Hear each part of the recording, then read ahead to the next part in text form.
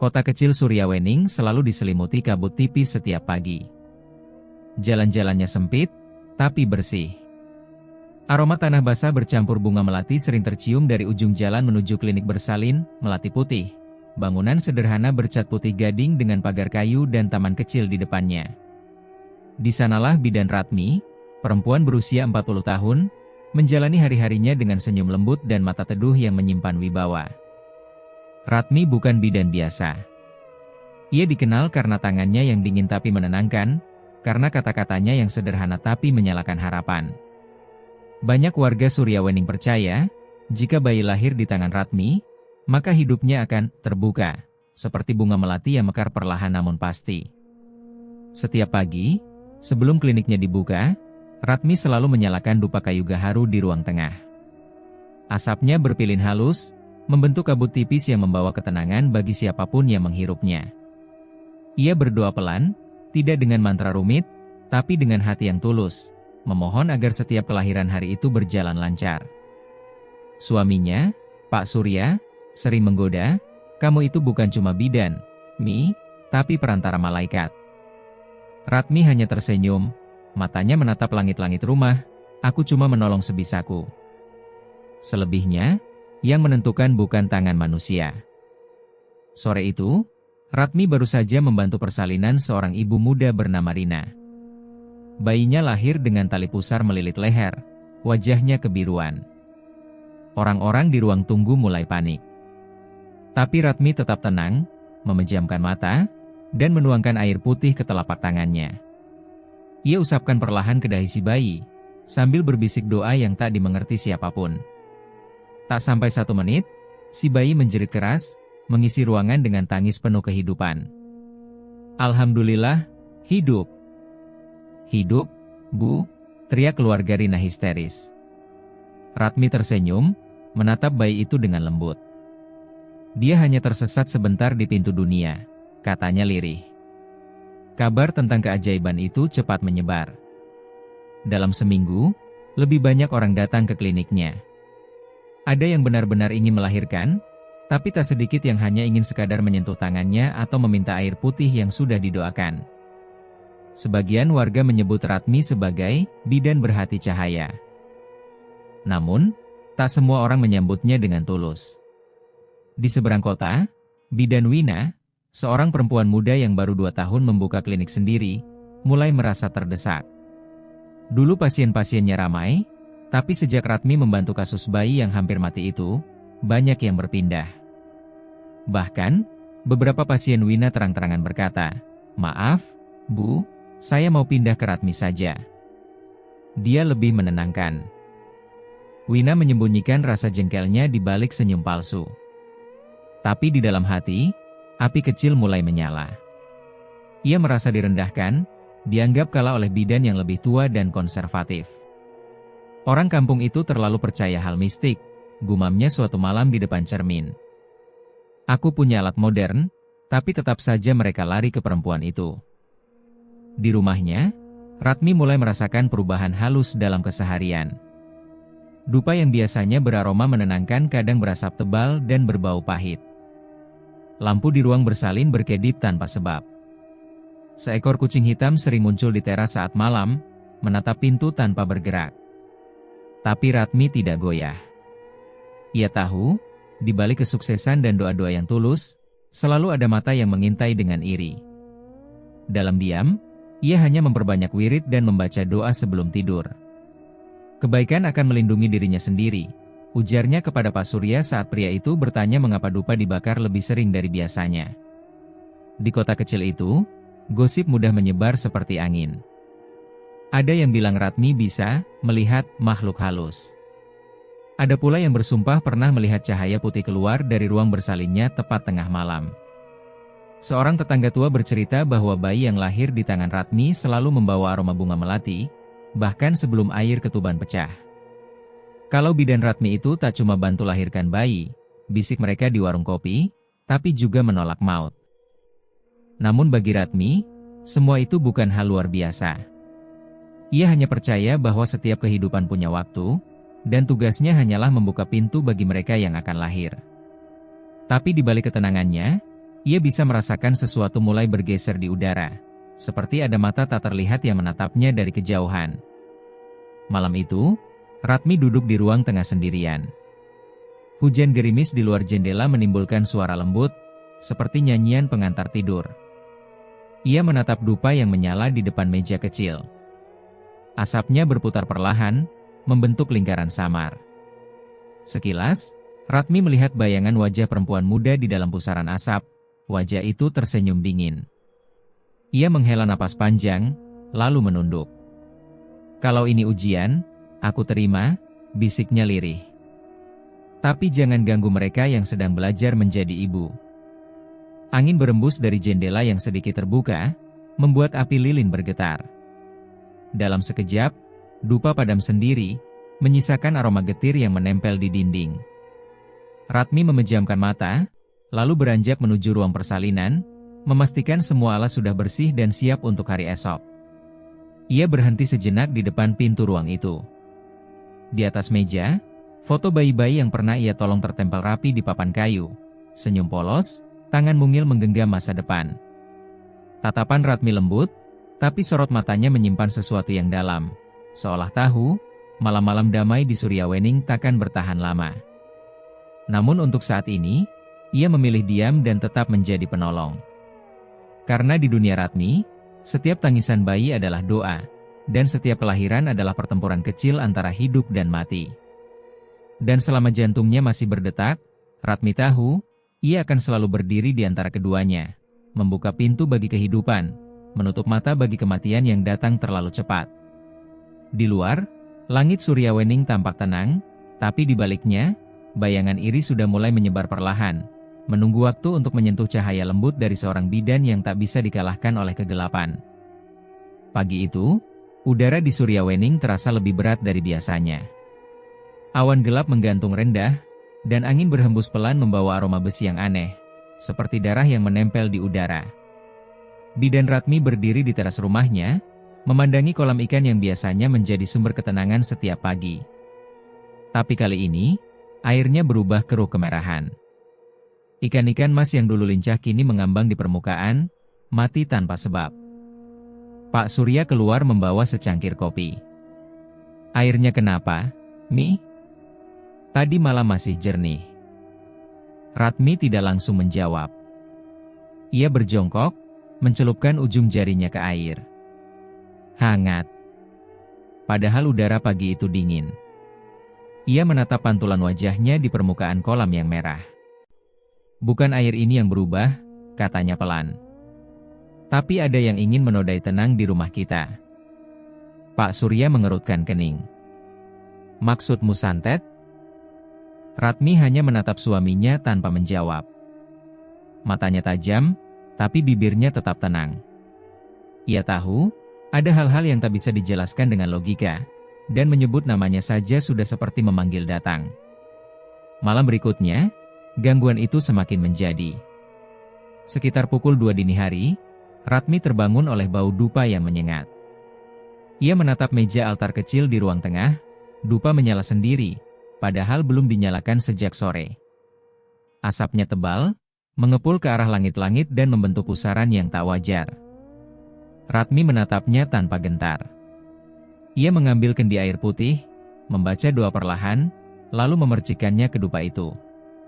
Api padam, dan ruangan seketika menjadi dingin menggigit. Dalam diam, ia mendengar suara lirih di balik dinding, seperti suara tangisan perempuan tertahan.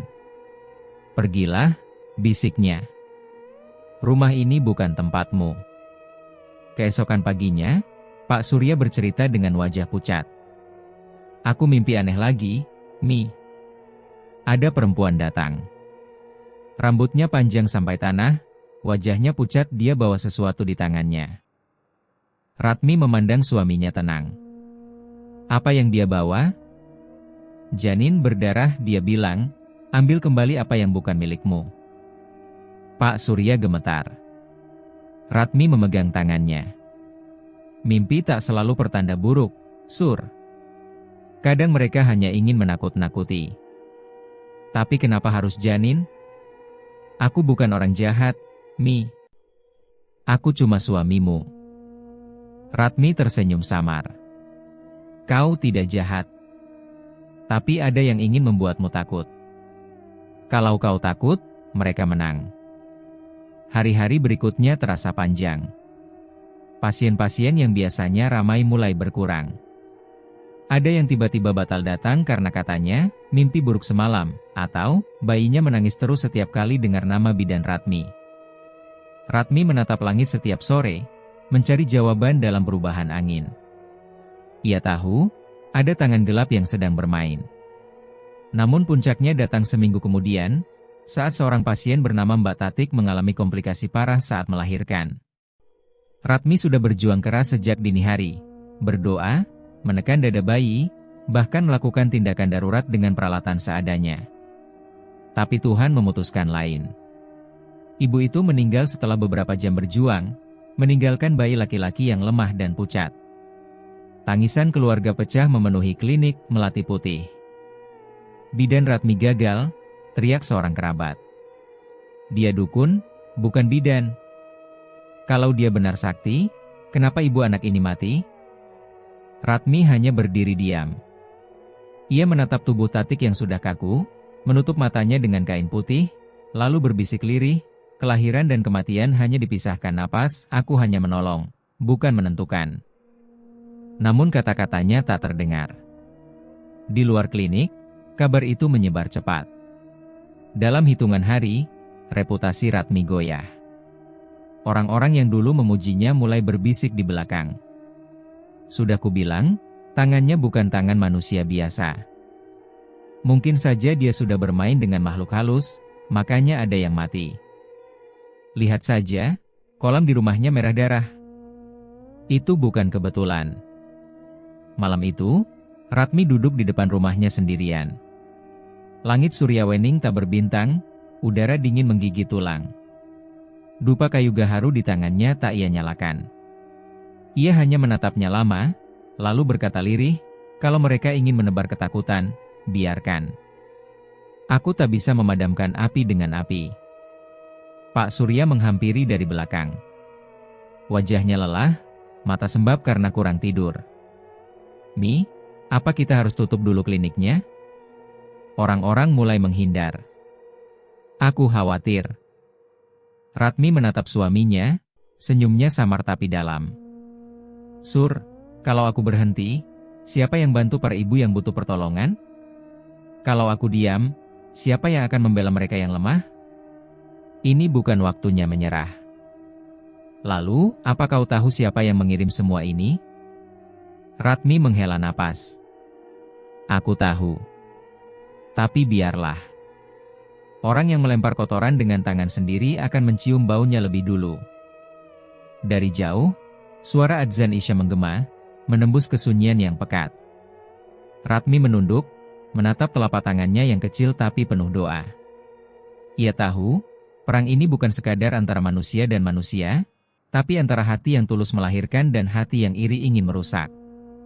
Di dapur, jam dinding berdetak pelan. 1, 2, 3. Lalu berhenti. Tik tik tik, tapi jarumnya tak bergerak. Waktu seperti membeku sejenak di rumah itu. Ratmi berdiri, berjalan ke arah jendela. Dari luar, angin membawa suara lirih seperti bisikan. Hentikan sebelum semuanya hancur. Namun Ratmi tak gentar. Ia menutup jendela, menyalakan kembali dupa, dan duduk bersila di lantai. Mulutnya komat kamit membaca doa, sementara di luar rumah, bayangan hitam bergerak cepat di antara pepohonan, menatap dari kejauhan. Hujan turun pelan, menetes di atap seng, mengiringi malam yang semakin larut. Di ruang tengah, cahaya lilin bergetar kecil, seolah takut pada sesuatu yang tak terlihat. Tapi di tengah semua itu, Ratmi tetap duduk tenang, bibirnya terus melantunkan doa. Yang bermain kotor, gumamnya lirih, akan terbakar oleh apinya sendiri. Lalu, seakan menjawab ucapannya, suara petir menggelegar di langit suryawening. Dalam cahaya kilat yang menyambar, sekilas terlihat bayangan perempuan berambut panjang berdiri di tengah jalan, menatap ke arah rumah Ratmi dengan mata kosong. Begitu petir berlalu, bayangan itu hilang, meninggalkan aroma anyir yang samar terbawa angin. Dan malam pun menutup dengan kesunyian yang ganjil. Rumah bidan Ratmi tampak damai dari luar, tapi di balik dindingnya, udara bergetar dengan kekuatan yang tak kasat mata, seolah dua dunia mulai saling mendekat, menunggu waktu untuk bertabrakan. Malam di Suryawening turun perlahan, diselimuti kabut tipis yang merayap di antara pepohonan bambu. Di pinggir kota, berdiri sebuah rumah tua beratap rumbia yang hampir runtuh dimakan usia. Di sanalah Ki Darmo, seorang dukun sepuh yang sudah lama dikenal karena tangan gaibnya, sedang menyiapkan sesuatu di dalam ruang sempit yang hanya diterangi cahaya lampu minyak. Di hadapannya, sebuah wadah tanah liat berisi air kembang, segenggam rambut manusia, dan sepotong kain putih yang sudah bernoda darah. Bau amis bercampur menyan memenuhi udara.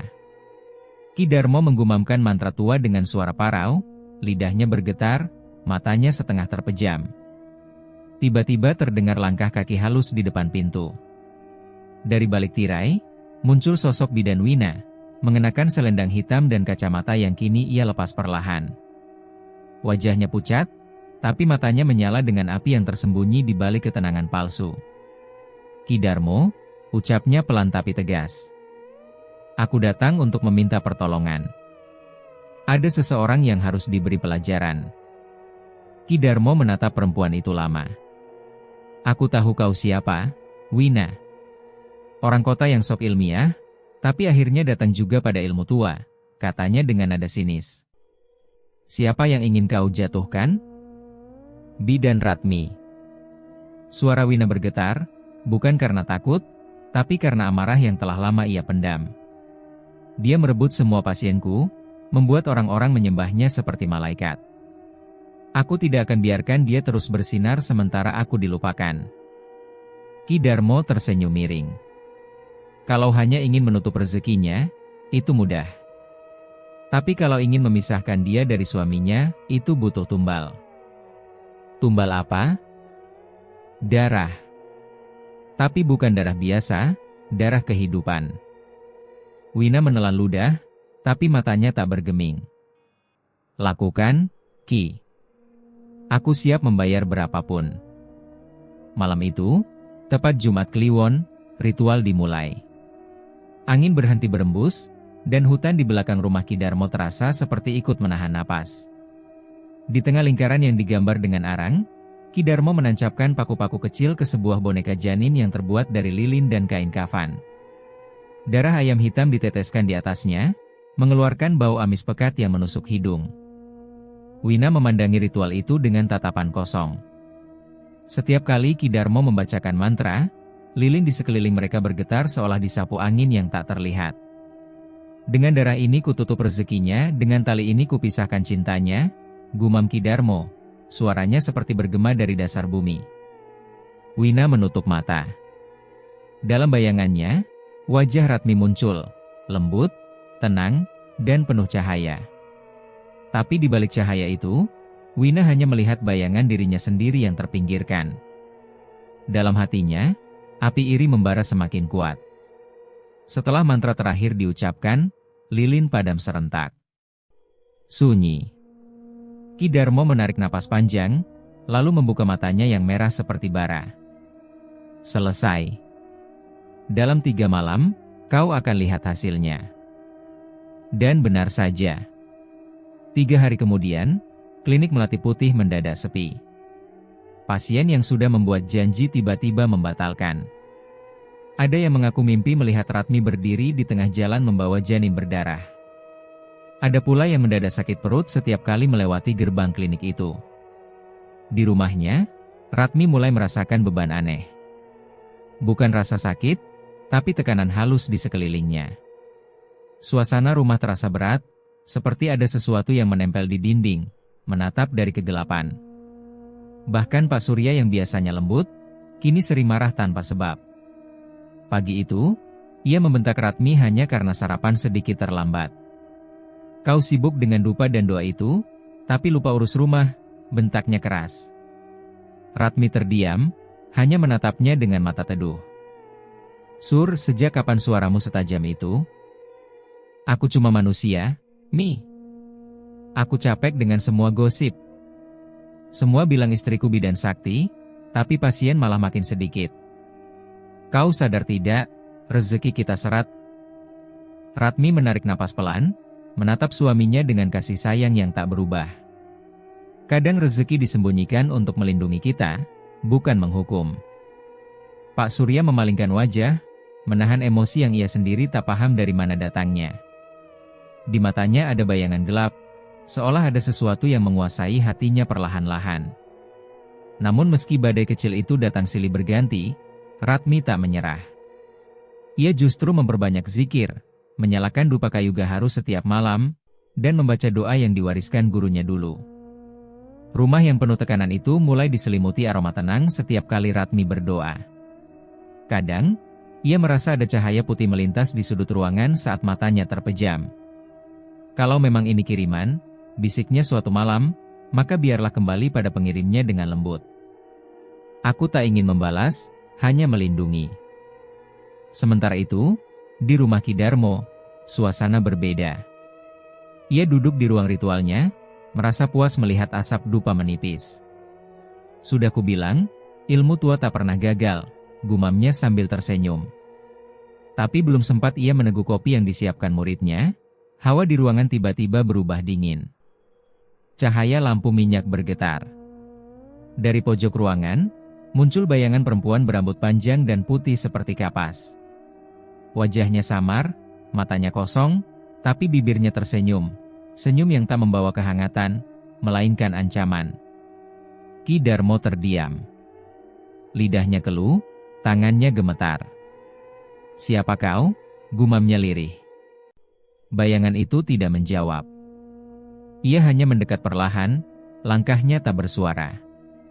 Saat jaraknya hanya sejengkal dari wajah Ki Darmo, suara tawa lirih menggema, pelan, tapi menusuk telinga. Heh, heh, heh. Cawan air kembang di depan Ki Darmo pecah dengan sendirinya, airnya menguap menjadi asap tipis. Tulisan mantra di dinding mulai memudar, seolah ada kekuatan yang menghapusnya satu persatu. Ki Darmo panik. Ia mencoba mengambil keris kecil dari pinggangnya, tapi tangannya seperti lumpuh. Dari arah bayangan, muncul bisikan yang nyaris tak terdengar. Yang kau tusuk bukan dia. Lalu, ruangan gelap total. Hanya tersisa suara napas berat Ki Darmo yang tercekat di tenggorokannya. Di tempat lain, Ratmi terbangun dari tidur. Ia merasa angin dingin menyusup lewat celah jendela, tapi di sudut kamar tampak cahaya putih redup, seperti bentuk seorang perempuan tua yang sedang tersenyum. Ratmi memejamkan mata, merapatkan selimut. Terima kasih, bisiknya pelan. Kalau ini peringatan, aku mengerti. Aku hanya ingin semua berakhir tanpa dendam. Dan malam itu, di dua rumah yang berbeda, dua dunia seolah bersinggungan. Yang satu dikuasai amarah, yang lain dijaga oleh doa. Tapi seperti hukum alam yang tak pernah gagal, apapun yang dilemparkan dengan niat gelap, selalu menemukan jalan untuk kembali ke asalnya. 2 hari setelah malam ritual itu, langit Suryawening gelap seolah menahan sesuatu. Udara terasa berat, dan angin membawa bau busuk yang tak jelas asalnya. Di rumah bidan Wina, suasana berubah mencekam. Anak sematawayangnya, Riko, yang baru berusia 8 tahun, mendadak demam tinggi. Tubuhnya menggigil, lalu kulitnya mulai mengelupas seperti terbakar dari dalam. Riko. Ya Allah, nak, kenapa ini? Teriak Wina histeris sambil memeluk anaknya yang tubuhnya memanas seperti bara. Tapi yang membuatnya ngeri bukan panasnya, melainkan bau busuk yang tiba-tiba menyelimuti kamar, bau anyir seperti bangkai yang lama terkubur. Wina mencoba menghubungi dokter, tapi anehnya, semua klinik menolak datang. Maaf, Bu, kami penuh pasien, begitu alasan yang selalu terdengar di telepon, meski ia tahu mereka berbohong. Tak ada yang mau menginjakkan kaki di rumah itu. Riko menjerit. Kulit di lehernya melepuh, dan dari sela-sela luka keluar cairan hitam pekat. Matanya berputar putih, lalu ia pingsan. Wina menangis, memegangi kepala anaknya yang kini tak sadarkan diri. Dalam kepanikan, satu nama langsung terlintas di kepalanya, Ki Darmo. Namun, Ketika ia tiba di rumah sang dukun malam itu, pintu rumah tua itu terbuka lebar. Lampu minyak masih menyala, tapi ruangan berantakan. Bau kemenyan bercampur amis darah menguar kuat. Di pojok ruangan, Ki Darmo duduk di kursi rotan dengan wajah pucat pasi. "Ki, tolong aku, anakku sakit." Wina berlari mendekat. Tapi saat ia melihat lebih dekat, tubuhnya gemetar hebat. Ki Darmo hanya bisa menatapnya dengan mata kosong. Dari pinggang ke bawah, tubuhnya tak bergerak.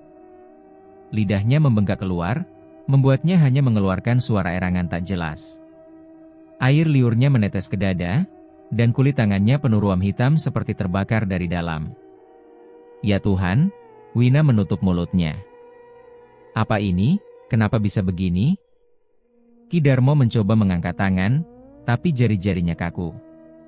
Di lantai, sisa ritual malam Jumat Kliwon masih berserakan. Boneka janin dari lilin yang kini meleleh, darah ayam yang mengering di tanah, dan segumpal rambut yang membusuk. Bau busuknya menusuk hingga membuat Wina hampir muntah. "Apa ini semua berbalik padamu, Ki?" Suaranya bergetar. Tidak mungkin. Ratmi hanya manusia biasa. Tapi entah bagaimana, di sudut mata Wina terlihat bayangan putih melintas di belakang Ki Darmo.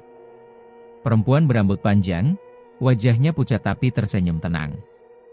Ia hanya berdiri di sana, menatap Wina dalam diam. Saat Wina memejamkan mata sejenak, bayangan itu lenyap.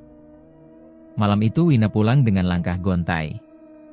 Hujan turun deras, membasahi jalanan. Petir sesekali menyambar, membuat bayangan pepohonan tampak seperti tangan raksasa yang melambai di kegelapan. Sesampainya di rumah, ia mendapati Riko masih tergeletak, tubuhnya menggigil. Tapi kini dari mulutnya keluar suara tangis lirih, suara seperti bayi. Suara itu bukan dari tenggorokan manusia, melainkan sesuatu yang lain. "Riko?" Wina menatapnya takut. "Nak, jangan buat ibu takut, ya, nak."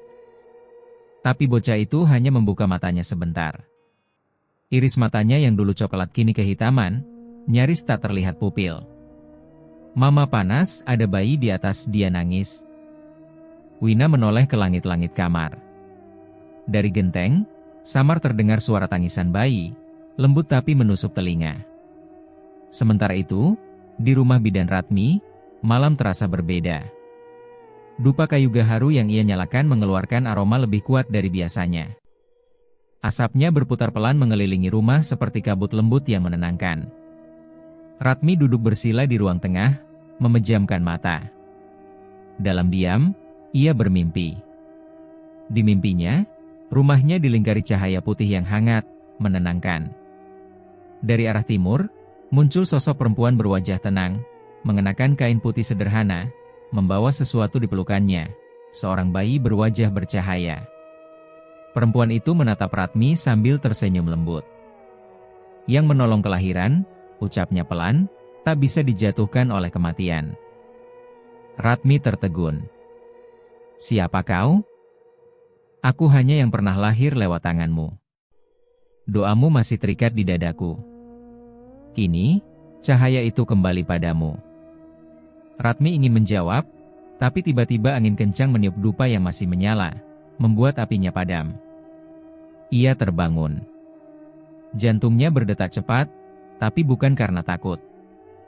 Ia tahu, itu bukan sekadar mimpi. Itu adalah pesan. Dari luar, suara hujan semakin deras. Namun di sela-sela suara gemuruh, Ratmi mendengar sesuatu yang membuatnya berhenti bernapas sesaat.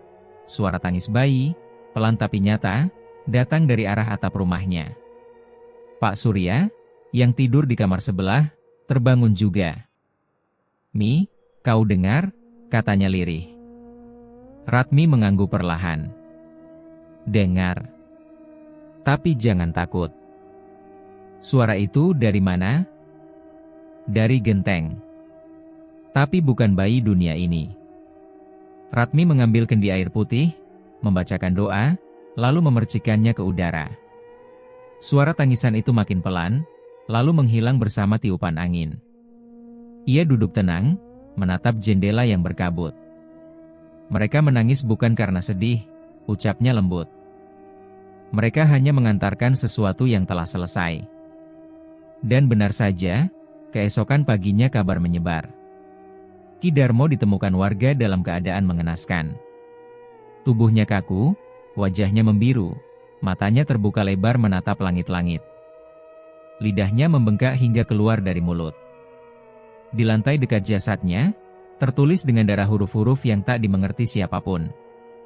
Sementara bidan Wina, yang semalaman tak tidur, kini duduk di tepi ranjang anaknya dengan wajah kosong.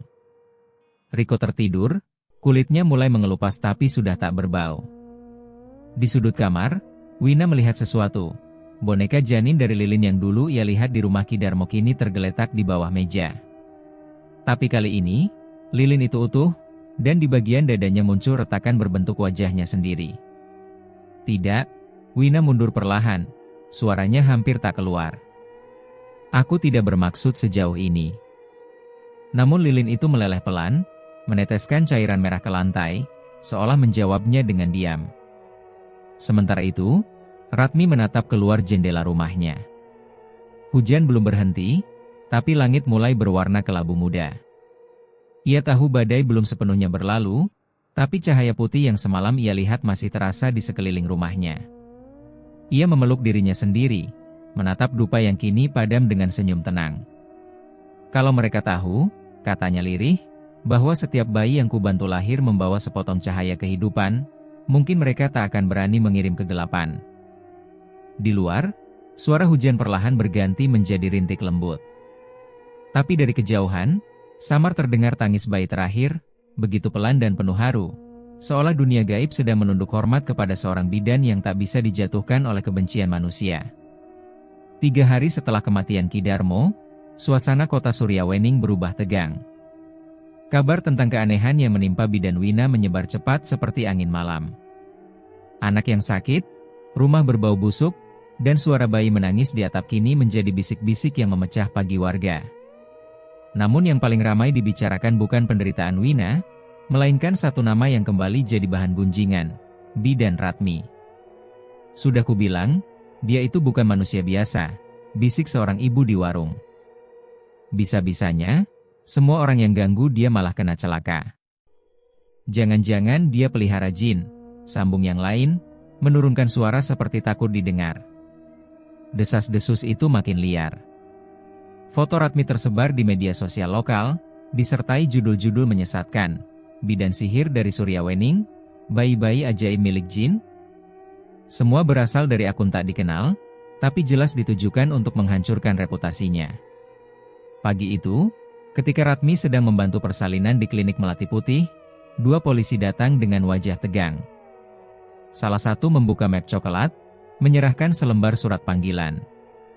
Bu Ratmi, kata salah satunya. Anda diminta datang ke kantor untuk memberikan keterangan terkait laporan penganiayaan spiritual. Ratmi menatap surat itu tenang, lalu tersenyum tipis. Penganiayaan spiritual? Ya, Bu. Laporan dari Ibu Wina. Katanya setelah ibu berselisih dengannya, anaknya kena sakit aneh, dan dukun yang membantunya meninggal mendadak. Ruangan mendadak sunyi. Perempuan yang sedang menunggu giliran melahirkan menatap Ratmi dengan mata lebar. Sejenak, terdengar hanya suara jam dinding dan deru kipas angin tua yang berputar lambat. Namun Ratmi tak menunjukkan kegelisahan sedikit pun. Ia meletakkan tangan di dada, menunduk sejenak, lalu berkata lembut, "Baik, Pak. Setelah saya selesai bantu ibu ini melahirkan, saya akan datang." Polisi itu tampak kikuk. Ia menatap Ratmi seolah tak tega. Dalam hatinya ia tahu, perempuan ini banyak menolong warga. Istrinya sendiri pernah diselamatkan Ratmi saat melahirkan bayi sungsang. Tapi perintah tetap perintah. Mereka akhirnya pergi, meninggalkan tatapan curiga dari sebagian warga yang sudah berkumpul di luar. Hari itu Ratmi pulang sore. Di jalan, beberapa orang menatapnya dengan pandangan aneh. Ada yang berpura-pura tak melihat, ada pula yang sengaja berbisik sambil menutup mulut. Tapi ia tetap berjalan anggun, mengenakan kebaya putih dan selendang batik di bahu. Langkahnya mantap, matanya teduh. Sesampainya di rumah, Pak Surya duduk di beranda dengan wajah murung. Beberapa hari terakhir ia memang berubah, sering melamun, cepat marah, bahkan sempat tidur di ruang tamu. Namun sore itu, saat Ratmi menatapnya, ia terlihat seperti orang yang baru bangun dari mimpi panjang. Surat panggilan sudah sampai, kata Ratmi pelan sambil meletakkan tas. Surya mendesah. Aku dengar dari warga, mereka bilang kau pelihara sesuatu. Mi, aku bingung harus percaya siapa. Ratmi mendekat, duduk di hadapannya. Kau masih mimpi tentang tali hitam itu? Surya tertegun. Dari mana kau tahu? Ratmi menatapnya dalam. Karena semalam aku juga melihatnya. Tali itu membelit lehermu, tapi ketika aku membaca doa, tali itu putus dan lenyap. Kau menjerit, lalu cahaya keluar dari dadamu. Surya menggigil. Mimpi itu nyata. Ia memang melihat tali hitam melilit tubuhnya dan mendengar suara lirih perempuan membacakan doa. Sejak malam itu, dadanya terasa ringan. Ia mulai sadar bahwa semua amarahnya selama ini bukan miliknya sendiri, tapi bisikan gelap yang menyelinap. Maafkan aku, Mi, katanya akhirnya. Aku terlalu mudah percaya. Ratmi menatapnya lembut, tangannya menyentuh tangan suaminya. Tak apa. Kita ini manusia, kadang goyah. Yang penting, jangan berhenti percaya pada cahaya. Malam itu, suasana rumah Ratmi berbeda. Jika beberapa minggu lalu udara terasa berat dan suram, kini wangi melati merebak lembut dari halaman depan. Seolah angin membawa keharuman dari dunia lain. Ratmi menyalakan dupa kayu gaharu, lalu duduk bersila di ruang tengah. Ia berzikir pelan, suaranya lembut, bergetar seperti bisikan doa dari langit. Di luar, warga masih memperbincangkan namanya. Tapi yang aneh, justru semakin banyak perempuan hamil yang datang ke rumahnya. Mereka datang diam-diam, mengetuk pintu di malam hari, membawa harapan dan ketakutan di dada. Bu Bidan, tolong, bayi saya sudah 3 hari belum lahir, ujar salah satu ibu muda sambil menahan tangis. Ratmi tersenyum, memegang perut perempuan itu dengan lembut. Tenang, nak. Semua yang tertunda bukan karena waktu, tapi karena raga belum siap menyambut roh. Mari kita bantu dengan doa. Ia menyiapkan air putih, membacakan surat Maryam pelan-pelan. Tak lama kemudian, perempuan itu berteriak, bukan karena kesakitan, tapi karena keajaiban. Bayi itu lahir dengan tangisan keras dan wajah merah muda yang sehat. Kabar itu menyebar cepat. Orang-orang mulai bicara berbeda. Katanya dia disangka penyihir, tapi kok yang ditolong malah makin banyak? Ya, aneh. Kalau dia jahat, kenapa setiap bayi lahir sehat? Hari berganti hari, dan klinik Melati Putih kembali ramai. Bahkan lebih ramai dari sebelumnya. Mobil-mobil datang silih berganti, ibu-ibu membawa bunga melati sebagai tanda terima kasih. Di halaman rumah Ratmi, setiap pagi kini tercium wangi melati alami, bukan dari dupa, tapi dari bunga yang bermekaran tanpa sebab. Namun, di balik ketenangan itu, Wina justru semakin tenggelam dalam kegelapan. Ia merasa seluruh kota berpaling darinya. Suaminya pergi, anaknya masih terbaring lemah, dan setiap kali ia bercermin, bayangan perempuan berambut putih muncul di belakangnya, tersenyum dingin. Sementara Ratmi duduk di beranda, memandang langit sore. Surya duduk di sampingnya, menggenggam tangan istrinya dengan rasa syukur. Kau tahu, katanya lirih, rumah ini sekarang seperti surga kecil. Dulu aku takut pulang, sekarang rasanya damai. Ratmi tersenyum kecil. Karena rumah ini sudah dibersihkan bukan oleh air, tapi oleh doa dan ketulusan. Matahari tenggelam perlahan. Angin membawa aroma melati ke seluruh penjuru kota. Dan meski masih ada tuduhan, gosip, bahkan fitnah yang berhembus, Ratmi tahu satu hal pasti, cahaya yang dilahirkan dari keikhlasan tak akan bisa dipadamkan oleh kegelapan manapun. Di malam hari, saat semua tertidur, Ratmi terbangun oleh suara lembut, seperti bayi yang baru lahir tertawa pelan. Ia menatap langit-langit, tersenyum. "Terima kasih," bisiknya, "atas perlindungan Emu." Dan di luar, di antara bunga melati yang mekar, seekor kupu-kupu putih hinggap di jendela, menandai kebangkitan baru, bukan hanya untuk Ratmi, tapi untuk seluruh cahaya yang pernah ia tolong lahir ke dunia. Hujan turun pelan sore itu, membasahi halaman klinik melati putih yang mulai ditumbuhi kamboja putih di tepi pagar. Langit kelabu, dan angin membawa aroma tanah basah bercampur wangi melati yang tertinggal dari dupa semalam. Di dalam ruang tamu, Bidan Ratmi tengah menulis catatan pasien ketika pintu depan diketuk pelan, 3 kali, ritmenya lemah, seperti milik orang yang kehilangan tenaga. Ratmi menoleh pada suaminya. "Siapa di luar jam segini?" gumamnya. Surya bangkit, membuka pintu. Seketika udara dingin menyeruak masuk bersama bayangan seseorang yang berdiri dengan tubuh gemetar. Di ambang pintu, berdirilah Bidan Wina. Namun sosok itu nyaris tak bisa dikenali. Rambutnya rontok tak beraturan, kulitnya pucat keabu-abuan, dan matanya cekung seperti kehilangan cahaya. Ia mengenakan daster kusam, basah oleh hujan. Dari jarak dekat, tercium bau aneh, seperti campuran antara darah dan daun kering yang membusuk. Ratmi, suaranya serak, hampir tak terdengar. "Tolong aku." Surya sempat ingin menutup pintu, takut melihat wajah itu, tapi Ratmi menahan tangannya. Tatapan matanya lembut, tapi tajam.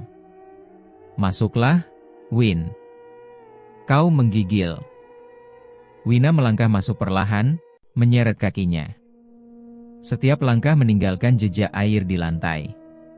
Ia jatuh berlutut di hadapan Ratmi, menunduk, dan tiba-tiba menangis tersedu-sedu. Aku cuma iri," katanya di sela tangis. "Aku pikir kau cuma bidan biasa. Aku tak tahan melihat orang lebih dihormati. Aku pesan santet itu, aku yang minta Ki Darmo menutup rezekimu." Suasana hening. Surya menatap istrinya, takut mendengar pengakuan itu. Namun Ratmi tetap duduk tenang di kursi rotan, tangan di pangkuan. Wajahnya tak menunjukkan amarah atau kebencian, hanya rasa iba yang dalam. "Wina," katanya lembut. "Iri adalah santet paling kejam.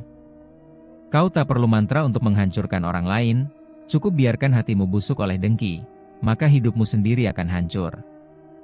Wina terisak, menutup wajahnya. "Aku menyesal, sejak Ki Darmo mati, aku tak bisa tidur. Ada yang menarik kakiku tiap malam. Aku mendengar bayi menangis dari dalam lemari. Setiap kali aku bercermin, aku melihat wajahku seperti tengkorak. Ratmi, tolong aku ingin sembuh." Ratmi menatapnya dalam, lalu berdiri. Ia mengambil kendi berisi air putih dan sebungkus kecil daun bidara. Ia menuangkan air ke dalam mangkuk, meremas daun itu hingga aroma segar memenuhi ruangan.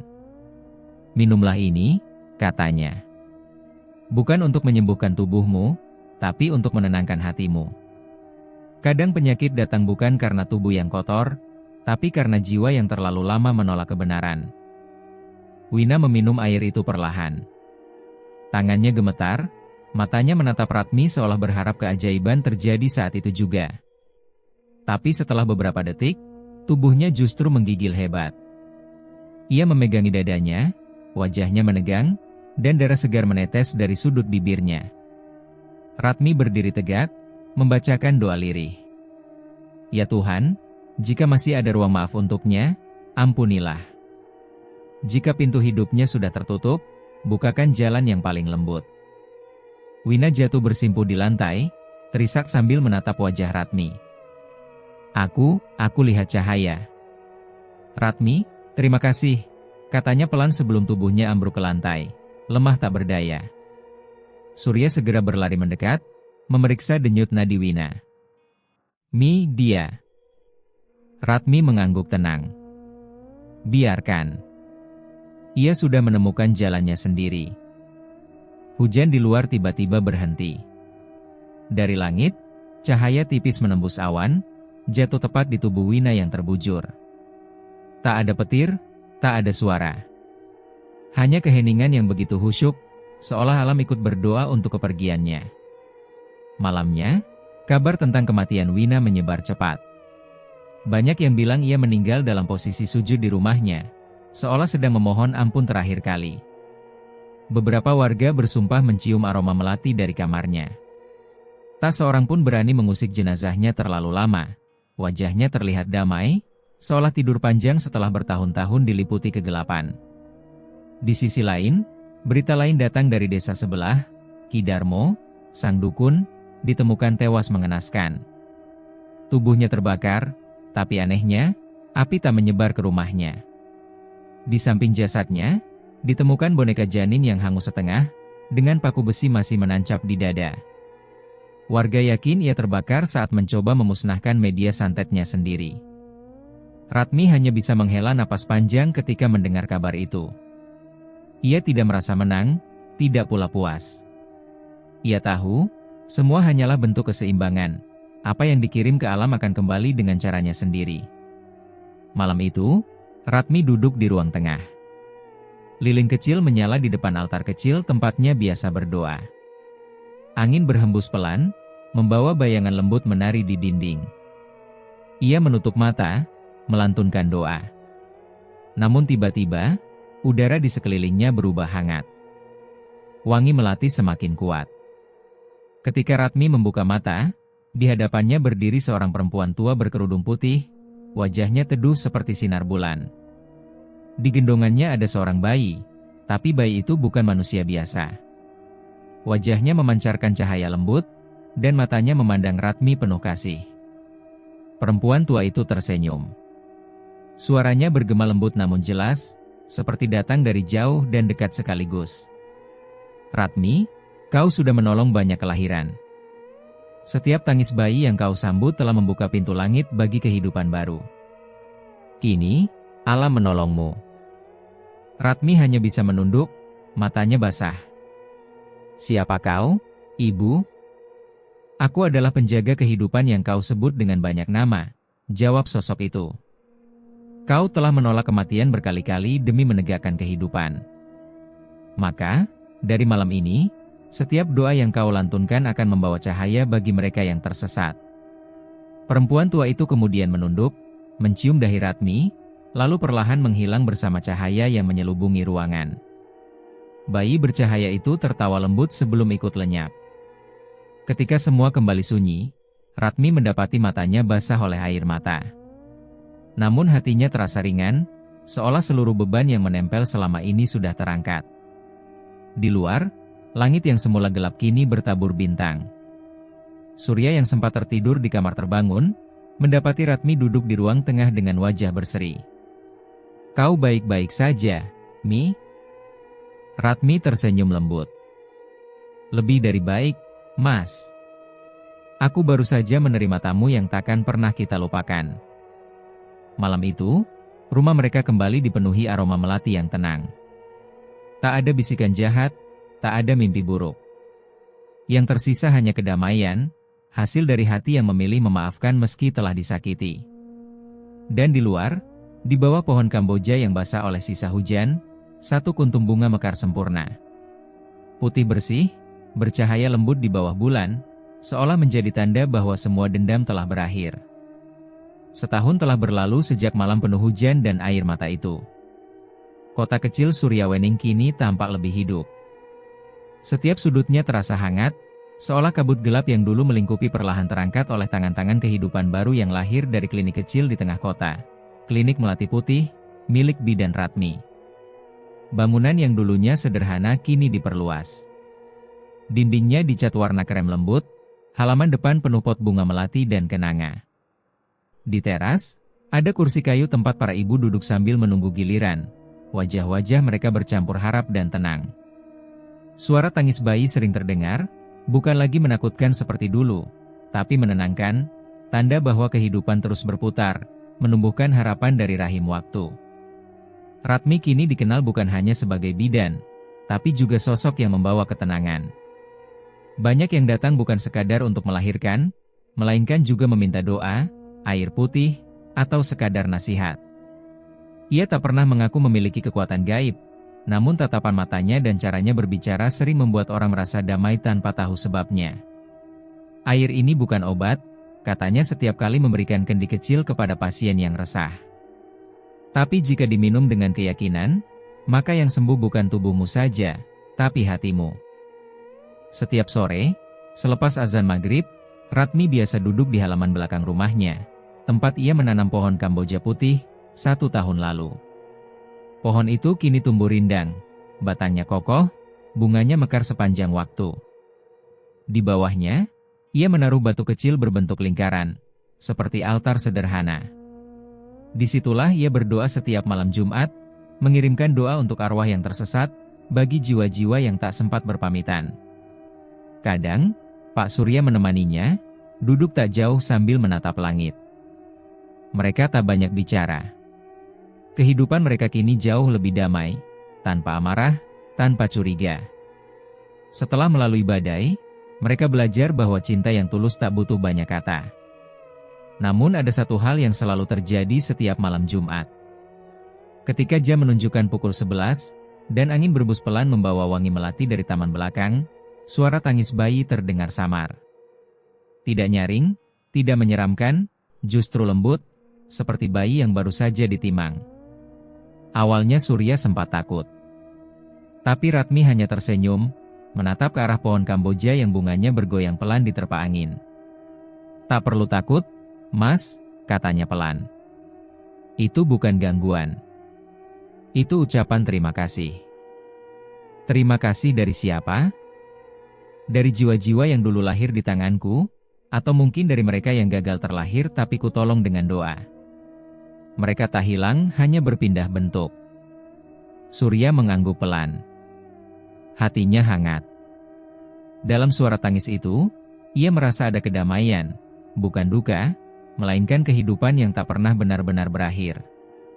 Malam-malam di rumah Ratmi kini selalu terasa penuh makna. Di ruang tengah, dupa gaharu masih rutin dibakar setiap malam Jumat, seperti tradisi lama yang diwariskan turun-temurun. Wangi kayu dan melati bercampur, menebarkan ketenangan yang bahkan membuat bayi-bayi yang menginap di klinik mudah tertidur. Para ibu sering bercerita bahwa setelah melahirkan di klinik Melati Putih, bayi mereka tumbuh tenang, jarang menangis, seolah membawa berkah dari bidan yang menolong kelahirannya. Bahkan ada beberapa yang mengaku bermimpi melihat sosok perempuan berkerudung putih menimang bayi mereka di malam hari. Ratmi tak pernah membantah, juga tak membenarkan. Ia hanya tersenyum setiap kali mendengar kisah itu. "Yang penting mereka tumbuh sehat," ujarnya lembut. Namun, jauh di dalam hatinya, ia tahu bahwa ada kekuatan yang menjaga tempat ini. Kekuatan yang datang bukan dari dunia gelap, melainkan dari keseimbangan yang ia rawat dengan doa dan ketulusan. Pada suatu malam Jumat, Ratmi duduk di bawah Kamboja seperti biasa. Angin lembut bertiup, bunga-bunga jatuh perlahan di sekelilingnya.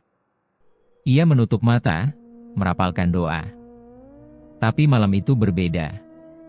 Suara tangis bayi yang biasanya terdengar pelan kini terdengar lebih jelas, lebih dekat. Ia membuka mata dan melihat sesuatu yang membuat dadanya bergetar.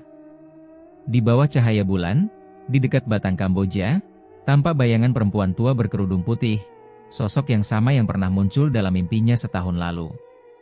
Di pelukannya, bayi bercahaya tampak tersenyum. Ratmi menunduk dengan air mata menetes tanpa suara. Perempuan itu tersenyum, suaranya lembut, bergema seperti angin yang menyentuh daun. "Cahaya yang kau tanam, Ratmi, kini telah tumbuh. Jangan berhenti berdoa. Dunia masih butuh tangan yang melahirkan, bukan yang membunuh." Lalu cahaya itu memudar, meninggalkan kehangatan yang sulit dijelaskan. Ratmi tahu, itu bukan ilusi. Itu adalah bentuk kasih dari alam, peringatan sekaligus anugerah. Sejak malam itu, Ratmi menambahkan satu hal dalam doanya.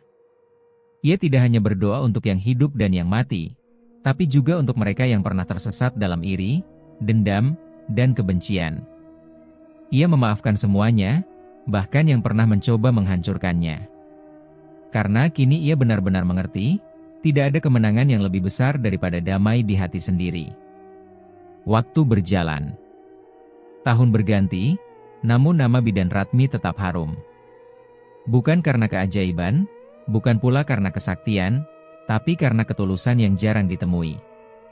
Kliniknya berkembang menjadi tempat pelatihan bidan muda dari seluruh daerah. Ia mengajarkan satu hal sederhana pada setiap muridnya. Jangan pernah takut pada gelap. Gelap hanya kalah jika kau bawa cahaya, dan cahaya itu ada di hatimu sendiri. Setiap kali ia mengatakan itu, senyum Ratmi tampak lembut namun penuh wibawa. Di balik kerut wajah dan sorot matanya, tersimpan pengalaman panjang antara kehidupan dan kematian, antara doa dan kesabaran. Menjelang akhir hari, Ratmi sering berjalan di taman belakang. Ia menyentuh batang Kamboja sambil memandangi bunga-bunganya yang gugur di tanah basah. Di udara, wangi melati dan Kamboja menyatu, menghadirkan kedamaian yang sukar dijelaskan. Kadang, suara bayi itu masih terdengar samar. Tapi kini Ratmi tak lagi memandangnya sebagai tanda gaib, melainkan sebagai lagu penutup hari, nyanyian dari jiwa-jiwa yang pernah lahir melalui tangannya. Suatu malam, ketika bulan bundar memantulkan cahaya ke halaman, Ratmi menatap langit dengan senyum tenang. Angin malam menyapa lembut, seolah membawa pesan dari dunia lain. Ia berbisik pelan, suaranya hampir tak terdengar. Tak semua cahaya harus menyilaukan. Kadang, sinar yang lembut justru paling ditakuti oleh kegelapan. Dan pada detik itu, seolah alam menjawab, angin berhenti, bunga-bunga Kamboja berjatuhan serentak, menutupi tanah dengan putih yang bersinar di bawah rembulan. Di tengah keheningan itu, bidan Ratmi tersenyum. Ia tahu, selama dunia masih melahirkan, selama masih ada tangan yang menolong kehidupan, cahaya takkan pernah benar-benar padam.